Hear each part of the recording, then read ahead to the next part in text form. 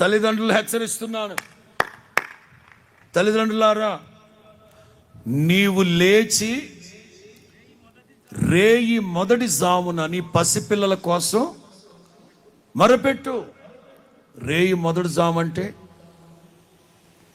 తెలుగు భాషలో జాము, గడియ, పగటిపూటని గడియ అనాలి, నైట్ టైంని జాము. ఉదయం 6 గంటల నుంచి 9 గంటల వరకు మొదటి గడియ, 9 నుంచి 12 గడియ. గడియ అంటే 3 hours, జాము అంటే 3 hours. రాత్రి మొదటి జాము అంటే సాయంకాలం 6 గంటల నుంచి 9 గంటల వరకు.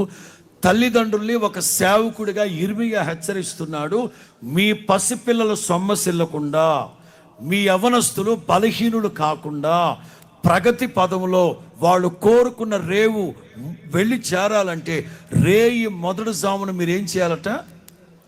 మీ పసిపిల్లల కోసం మొరపెట్టండి. నీళ్లు కుమ్మరించినట్లుగా మీ పసిపిల్లల కోసం మీరు కన్నీరు కార్చండి. 21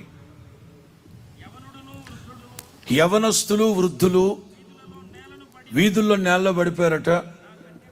కన్యకలు యవనులు కూలిపోయారు, పసిపిల్లలు ఏడుస్తున్నారు, అంగలారుస్తున్నారు. కారణం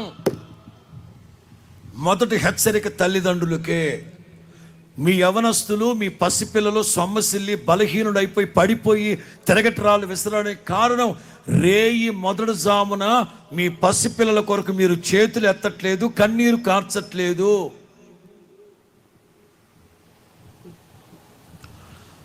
యవనస్తులు ఎంతగా ముందుకు వెళదాం అనుకున్న తల్లిదండ్రుల యొక్క ప్రోత్సాహం, తల్లిదండ్రుల యొక్క ప్రార్థన వాళ్ళ మీద ఎంతగానో ప్రభావితం అవుతుంది.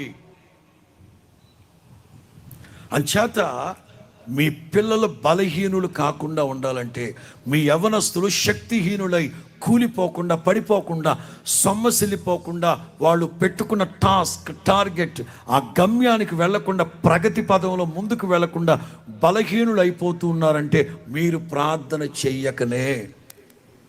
మీరు గనక ప్రార్థన చేస్తే మీ పిల్లలకు దేవుడు బలమిచ్చును గాక. ఇక్కడ ఇప్పుడు మొదటి రోజున, నిన్నగాక మొదటి రోజున సజ్జా బర్నబాసయ్య గారు చెప్పిన ఆ 107వ కీర్తనలోకి వెళదాం. 107వ కీర్తన, 107వ కీర్తన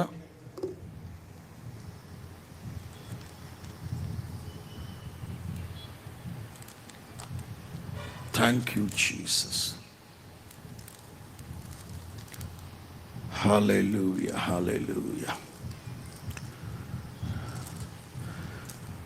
30వ వాక్యం 2వ భాగం చూడండి. 107వ కీర్తన 30వ వాక్యం 2వ భాగం. వారు కోరిన రేవునకు ఆయన వారిని నడిపించెను. స్తోత్రం చెప్పు, బిగ్గరగా చెప్పాలి, సంతోషంగా చెప్పాలి.